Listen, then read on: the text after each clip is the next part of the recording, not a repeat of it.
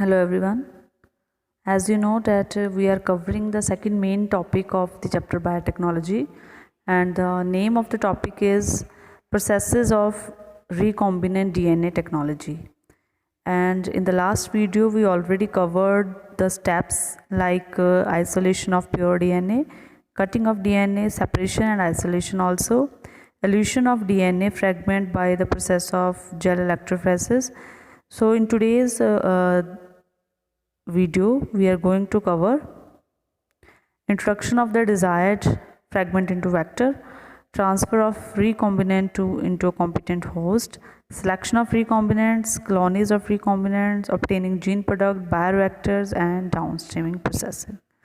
Okay, so all these topics we are going to cover in this video, and this is a very important part of your chapter also. So let's start. So our first point to be discussed in this video is processes of recombinant DNA technology, in which the topic is insertion of recombinant DNA into the host. Okay, how we insert a DNA into the host, that we will see. We already see this topic in our last videos, but in the processes of recombinant DNA technology, this process again repeats. Okay, so let's start. So as we know that we are going to insert a recombinant DNA into the host, so first of all we need a vector. Okay, as I told you earlier also, that to introduce a recombinant DNA into the host we need a vector, and we already discussed about the qualities of a good vector also. We already know that a good vector have ORI, that is a region of replication. Then this vector facilitates the functioning of different restriction endonucleases like this. It has a site of BAM-H1, SAL1, EcoR1, PST1. All these are the restriction endonucleases site. Then also it has a anti-resistance genes also, ampicillin and tetracycline. These are the this vector is resistant to tetracycline and ampicillin also. Okay, so it has antibiotic of ampicillin and tetracycline, so it's a very good vector. It covers all the important features of a good vector. Okay, so this is our vector, and now we move to the next slide. So here we are going to introduce a foreign gene, or you can say a gene of interest into this vector. Okay, this is our vector. So this is the site of BAM-H1, this one. So here we are going to insert our foreign DNA product. Okay, this is our foreign DNA, and restriction endonuclease cleaves it. At BAM-H1 it cleaves, and we are going to insert this foreign DNA into this space. Okay, and we also know that ligase is the DNA ligase is that enzyme that helps in sticking this vector, this foreign DNA into the vector. Okay, but the most important thing which is important for you people to know, that now this site of tetracycline become deactivated. Okay, because we disturb the coding of tetracycline by inserting our gene of interest here. That's why now this vector is not going to survive in anti-tetracycline medium. Okay students, इस बात को आप ध्यान में रखेंगे कि क्योंकि हमने जो हमारी जीन ऑफ इंटरेस्ट है उसे हमने टेट्रासिलीन वाली कोडिंग में इंसर्ट किया है, तो ये जो हमारा वेक्टर बनेगा ये अब कहाँ सर्वाइव नहीं कर सकता है, टेट्रासिलीन मीडियम में नहीं सर्वाइव कर पाएगा. ठीक है जी, देखेंगे ज़रा ध्यान से. हमारा जो फॉरेन डीएनए जो हमारी जीन थी उसे हमने लाइगेज एंजाइम की हेल्प से ब्लू वाला जो पोर्शन है उसमें रेड पार्ट इंसर्ट हो गया है। ठीक है, यहाँ से इस बात को अपने माइंड में रखेंगे कि अब ये जो टेट्रासिलिन वाला पार्ट था, ये वाला जो पार्ट था, ये टेट्रासिलिन के लिए कोड नहीं करेगा क्योंकि इसकी कोडिंग को डिस्टर्ब कर दिया विद द हेल्प ऑफ जो हमने फॉरेन डीएनए में इंसर्ट की है। ठीक है जी, तो ये हमारे पास बन गया है अब रिकॉम्बिनेंट प्लाज्मिड। ओके, अब इस रिकॉम्बिनेंट प्लाज्मिड को जब हमने इसकी कल्चरिंग करवाई है या इसको बैक्टीरिया में इंट्रोड्यूस करवाया, क्योंकि ये खुद रेप्लिकेट करेगा। ठीक है, जब इसे ई कोलाई में एंटर करवाया गया तो हमारे पास इस तरह से अलग अलग रिकॉम्बिनेंट्स सामने बन के आए हैं। ठीक है जी, ये हमारे जब हमने ये करवाया है पूरा, है ना, क्योंकि हम हाथों से तो लगाएंगे नहीं इसे, तो एक मीडियम में ये सारा होता है। ठीक है, तो हमारे पास किस तरह से बन के आते हैं, कुछ डीएनए होते हैं जो कि चेंज हो जाते हैं, क्योंकि जो रिकॉम्बिनेंट डीएनए है हमारा वो कौन सा है, रिकॉम्बिनेंट वो है जिसमें ब्लू के बीच में रेड लाइन हो। ठीक है, तो इसमें अगर हम देखें तो एक ये हमारा रिकॉम्बिनेंट है, दिस वन, एक ये है। ठीक है, और ये जो है ये हमारे रिकॉम्बिनेंट्स नहीं बने, तो यही दो बने हैं। अब इन्हीं रिकॉम्बिनेंट्स को हमने इंट्रोड्यूस करवाया है इनटू दी ऑर्गेनिज्म, जो ई कोलाई, इशर्शिया कोलाई है हमारा, उसमें इंट्रोड्यूस करवाया हमने। और हम ये पहले भी टॉपिक पढ़ चुके हैं कि उसके लिए हमें जो उसकी मेम्ब्रेन किसी भी होस्ट उसकी कल्चरिंग करवाने के लिए हम उसे किसी भी होस्ट में हम नहीं डाल सकते हैं, उसकी जो मेम्ब्रेन्स है, आउटर मेम्ब्रेन्स है, उनके ऊपर वर्क करना पड़ता है। तो हमने ये अलग अलग कुछ मेथड्स है कि किस तरह से हम करवा सकते हैं। कैल्शियम क्लोराइड आयंस को का मीडियम यूज़ करेंगे, उसे 0 डिग्री सेल्सियस पे लेके जाएंगे, फिर हीट शॉक देंगे, फिर फाइनली उसे आइस पे लेके आएंगे।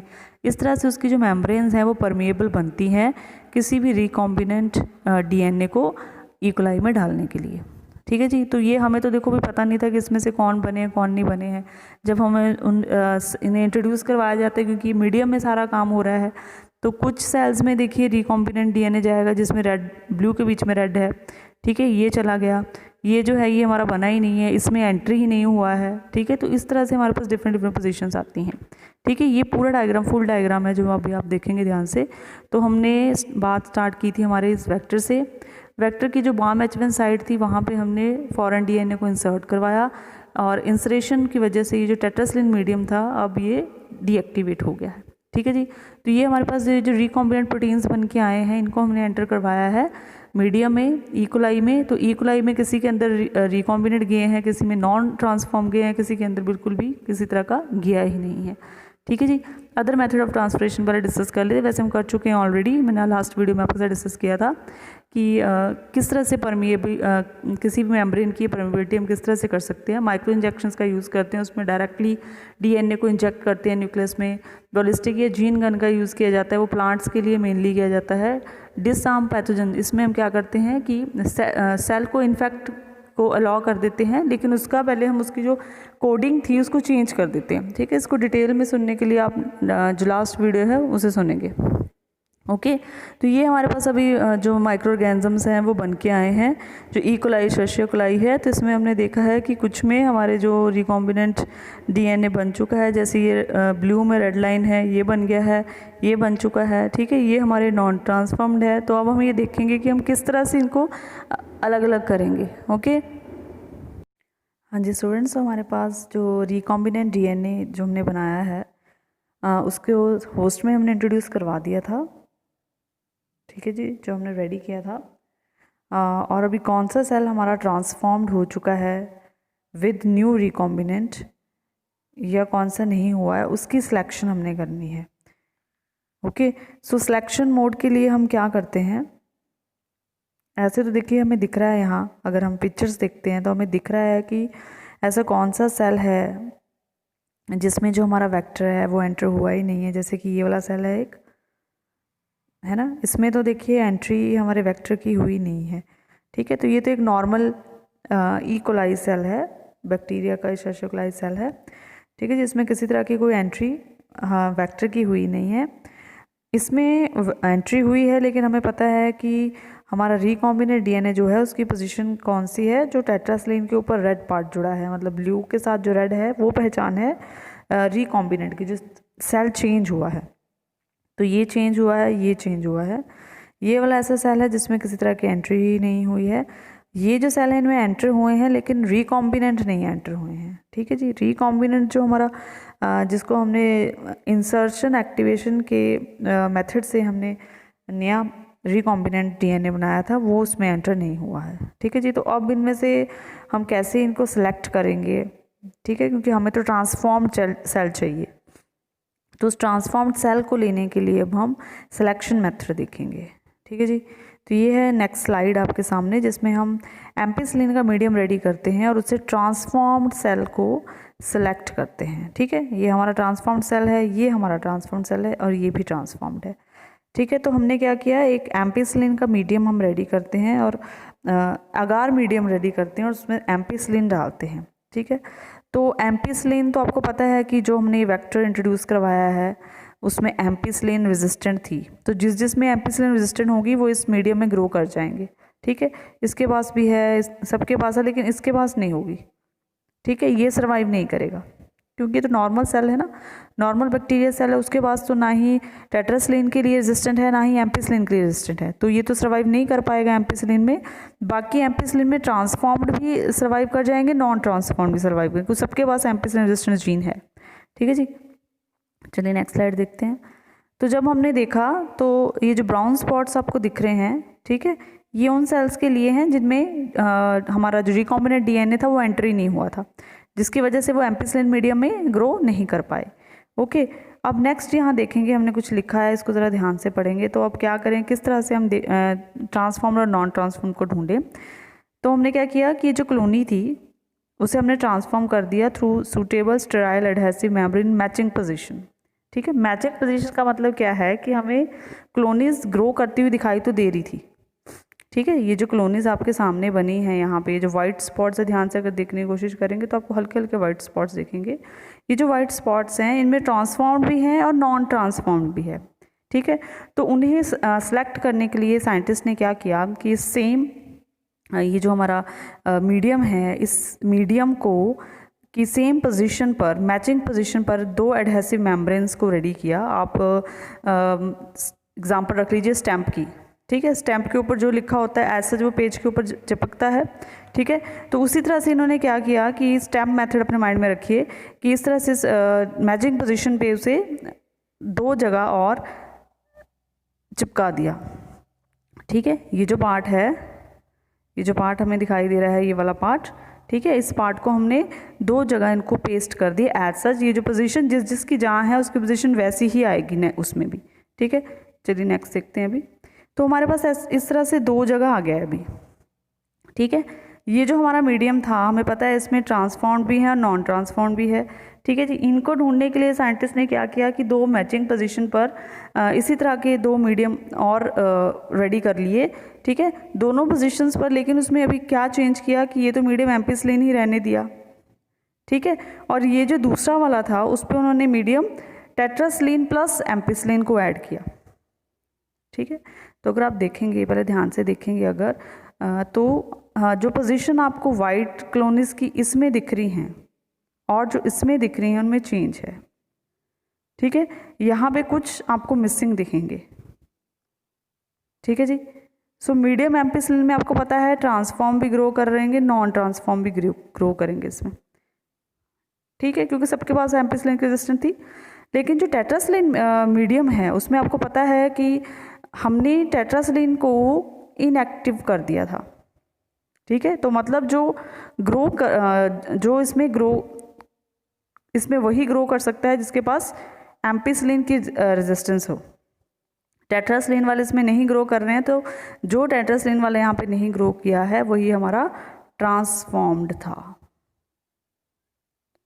ठीक है जी,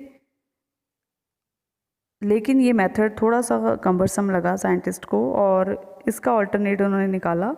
ऑल्टरनेट में उन्होंने क्या किया, हमने वैसे स्क्रीनेबल मार्कर्स के बारे में पढ़ा था। स्क्रीनेबल मार्कर जीन्स जब हमने टॉपिक किया था क्लोनिंग वेक्टर्स का, तब हमने ये टॉपिक समझा था। स्क्रीनेबल मार्कर्स में लैग-जेड जीन जो है, ठीक है, वो कोड करती है फॉर ग्लैक्टोसिडेज एंजाइम। ठीक है, तो ये जो ब्लू पार्ट था जो हमारा टेट्रासलिन वाला मीडियम, टेट्रासलिन वाला जो था, ठीक है जी, उसमें इन्होंने इंसर्ट कर दिया लैक-जेड जीन को, ठीक है। ये हमारे सेल्स वैसे ही चल रहे हैं, हम ये जो सेल रिकॉम्बिनेंट कौन सा है, नॉन रिकॉम्ब, वही हमने ढूंढना है। तो उन्होंने क्या किया कि बीच में लैक-जेड जीन को जो कोड करता है एंजाइम ग्लैक्टोसिडेज, उस एंजाइम को बीच में इंट्रोड्यूस किया, ठीक है जी। और हमें पता है कि जो लैक-जेड जीन है वो कलर देती है, ठीक है, ब्लू कलर देती है, ठीक है। तो लैक-जेड जीन, यहाँ पे समझने वाली बात ये थी कि जो लैक-जेड जीन है वो कोड तभी कर पाएगी अगर टेट्रासलिन वाले मीडियम में कोई फॉरेन डीएनए इंसर्ट ना हुआ हो, ठीक है। जैसे यहाँ इसमें इंसर्ट हुआ है तो यहाँ पे तो ये लैक-जेड जीन काम नहीं करेगी, इस पर भी नहीं काम करेगी, ठीक है जी। ये इस पे काम करेगी और इस पे काम करेगी, ठीक है। तो इनको वो ब्लू कलर दे देगी, इन दोनों पे, इनकी क्लोनिस पे ब्लू कलर आ जाएगा, इसका मतलब ये नॉन ट्रांसफॉर्म्ड है। और जहाँ पे वाइट क्लोनिस रही वो हमारे ट्रांसफॉर्म्ड थे, ठीक है जी। तो ये उन्होंने एक मेथड निकाला था। तो उस सेम ही मीडियम में जो हमारे पास आया तो उसमें एक्स जेल सबस्ट्रेट डाल दिया और साथ में एम्पिसिलिन डाल दिया, तो जो ब्लू क्लोनिस हमारी आ जाती हैं, ठीक है जी। ये देखिए वाइट क्लोनिस जो आई हैं वही रिकॉम्बिनेंट होंगी। ये फाइनल आपको मैं स्लाइड दिखा रही हूँ कि ये थे हमारे, इसमें स्क्रीनेबल मार्कर को भी इंट्रोड्यूस किया, लैक-जेड जीन को भी, लेकिन लैक-जेड जीन इन्हीं पे ही काम करेगी, ठीक है, जो पूरे हैं अभी, क्योंकि जिनमें ऑलरेडी रिकॉम्बिनेंट डीएनए वहाँ पे वो नहीं कोड करेगी, ठीक है। तो इस तरह से हमने समझा कि किस तरह से हम ट्रांसफॉर्म और नॉन ट्रांसफॉर्म में डिफरेंस पता कर सकते हैं, ठीक है। ये हमारे पास आगे हैं, अभी वाइट क्लोनिस आगे, इनकी और कैसे कल्चरिंग करेंगे, मार्केटिंग के लिए कैसे रेडी करेंगे वो हम देखना है, ठीक है जी। तो जीन प्रोडक्ट को हमने ये कर लिया है कि when desired foreign gene inserted into vector, हम पढ़ के आए हैं अभी, ठीक है। फॉरेन जीन को वेक्टर में, तो उसके बाद उसे सूटेबल होस्ट में ट्रांसफ़र कर दिया जाता है, चाहे वो बैक्टीरियल हो, प्लांट, एनिमल्स, वहाँ पे फॉरेन डीएनए मल्टीप्लाई करता है, क्योंकि हमारी अल्टीमेट जो एम होती है पूरी रिकॉम्बिनेंट टेक्नोलॉजी की, वो एक डिज़ायरेबल प्रोटीन, क्योंकि जीन ने फाइनली एक प्रोटीन बनाना है बाद में, उस प्रोटीन को हमने लेना होता है जो कि अपने आप को एक्सप्रेस करता है इनटू सूटेबल कंडीशन, ठीक है जी। वो कंडीशंस क्या होती है, एक सर्टेन पीएच, टेम्परेचर, ऑक्सीजन, ये सारी होती हैं, ठीक है जी। तो हमारे पास मान लो वो ये बन के आगे हैं अभी, ठीक है जी, ये क्लोनिस हमें मिल गई हैं, तो इन कल्चरिंग करवाते हैं, इनको डेफिनेट एक टेम्परेचर, एक प्रेशर, ये सारी चीज़ें प्रोवाइड करेंगे ताकि उस प्रोटीन के लिए वो एक्सप्रेस कर सके, ठीक है जी। So if any protein encoding gene is expressed in a heterologous host that is called recombinant protein. अब ये देख लेंगे क्या है, if any protein encoding gene, finally तो हमने जो भी रिकॉम्बिनेंट डीएनए जीन जो भी रेडी की वो उस प्रोटीन के लिए रेडी की, ठीक है। तो कोई भी जीन जब हेटेरोलोगस होस्ट में अपने आप को एक्सप्रेस कर देती है उसे हम रिकॉम्बिनेंट प्रोटीन कहते हैं, ठीक है जी। हेटेरोलोगस होस्ट का मतलब हुआ कि मान लीजिए इंसुलिन की एग्जांपल लेते हैं कि जो इंसुलिन एंजाइम है उसे हम काऊ से ले रहे हैं, ठीक है तो सेम ही है, वो उसका जो पैनक्रियाज है वो इंसुलिन प्रोड्यूस करता है, उस इंसुलिन को हम ह्यूमंस में यूज़ कर सकते हैं, ठीक है जी। हालांकि डिफरेंसेस हैं, ठीक है जी, लेकिन ये जो उसका जो यूज़ है, क्योंकि डिफरेंस आ गया ना, दोनों स्पीशीज़ में डिफरेंस आ गया ह्यूमन बींग्स और काऊ में, तो इसे हम हेटेरोलोगस होस्ट करेंगे, इसे हम हेटेरोलोगस होस्ट कहते हैं, ठीक है। कोई भी प्रोटीन एनकोडिंग जीन जिसे हेटेरोलोगस होस्ट में एक्सप्रेस किया जाए उसे हम रिकॉम्बिनेंट, उस प्रोटीन को ही हम रिकॉम्बिनेंट बोलेंगे, ठीक है।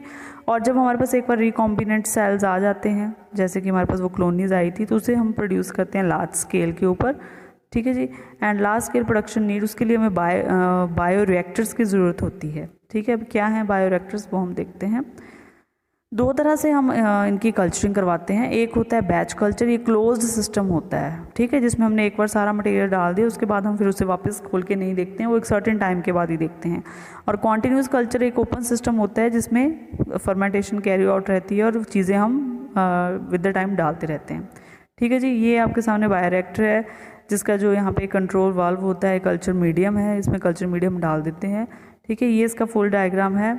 सो इसमें हमने यहाँ से इनफ्लो ऑफ स्टेराइल मीडियम दे रहे हैं, स्टेराइल एयर है, ठीक है जी। कंट्रोल रेट कंट्रोल वाल्व है, एयर ओपनिंग है, gaseous head space, storing apparatus और ये कल्चर मीडियम, इसके अंदर हम उन सेल्स को ग्रो करने देते हैं ताकि वो एक सर्टेन प्रोटीन जो हमें चाहिए वो हमें मिले, ठीक है जी। यहाँ से आउटफ्लो है, कुछ पढ़ लेते हैं अभी बायोरिएक्टर्स के बारे में। सो बायोरिएक्टर जैसे कि मैंने आपको बताया, it provides the optimal conditions for achieving the desired product. जो एक्चुअली हमें प्रोडक्ट चाहिए उसे पाने के लिए हम बायोरिएक्टर्स का यूज़ करते हैं। एक हमारे पास होते हैं स्टर्ड बायोरिएक्टर्स जो यूजली सिलेंड्रिकल होते हैं, ठीक है जी, जिनका बेस जो है वो कर्व्ड होता है, which facilitate the mixing of the reactor contents and the stirrer facilitates even mixing. ठीक है, जो ये स्टरर है बीच में, इसकी वजह से मिक्सिंग इवन होती रहती है, ऑक्सीजन की अवेलेबिलिटी बनी रहती है, and it have a foam control system, temperature control system, pH control system. इस तरह से इसमें अलग अलग और सैम्पलिंग पार्ट्स होते हैं, so that small volume of the culture can be withdrawn periodically. ठीक है, इसमें हम कल्चर मीडियम बनता रहता है, उसे वो विदड्रॉ करते रहते हैं। ठीक है जी। उसके बाद हमारा लास्ट टॉपिक है इसका down streaming process. Down streaming का मतलब है मार्केटिंग, जो इसका लास्ट स्टेप है। So it's a sequential step by step process before it reach to market. Okay, so इसमें भी क्या होता है कि जैसे वहाँ पे कल्चरिंग करके आ गया है सारा प्रोडक्ट, उस कल्चरिंग में से हम पहले प्रोडक्ट को आइसोलेट करेंगे, प्यूरिफाई करेंगे, फिर उसकी प्रिजर्वेशन चलेगी। ठीक है जी, जो भी फाइनल प्रोडक्ट बना उसे फार्मूलेट कर लेंगे। फिर अब जहाँ पे मान लीजिए जैसे इंसुलिन ही था, उस जीन से हम इंसुलिन जीन को हमने इंट्रोड्यूस करवाया, फिर जो उसका फाइनल प्रोटीन बना है उसे फार्मूलेट करेंगे, चाहे वो मेडिसिन के फॉर्म में हो। ठीक है, उसमें और एडिटिव्स जैसे कि प्रिजर्वेटिव कलर्स वगैरह डालेंगे, वो सारा आता है under the down streaming process. ठीक है जी। सो आई होप कि आपको ये चैप्टर ख़त्म हो समझ आया हो। ठीक है जी, और ये चैप्टर यहाँ पे अभी ख़त्म।